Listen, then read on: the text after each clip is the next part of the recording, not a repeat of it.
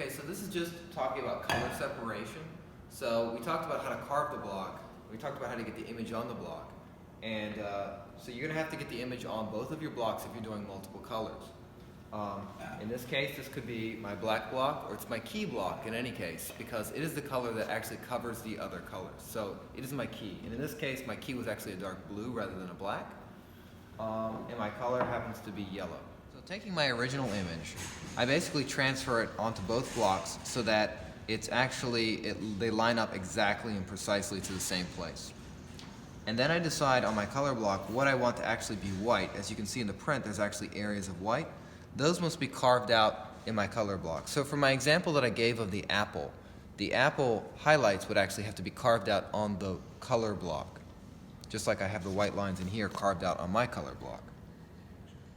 And just like I did for my apple, I started cutting out a line because I didn't have my background black in that example.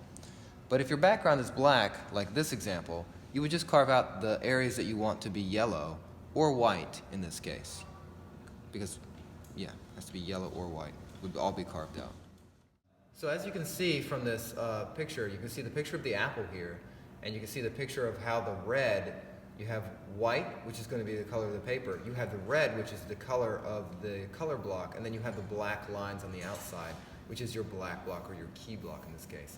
And you can see how, like, as I move them farther apart, you can see how the black actually lines up covering halfway across the red image and halfway into the white of the background. That's called trapping. Okay, so it's really important that you have your color separations correctly on your blocks, because this is what's going to make your image line back up later when you do registration.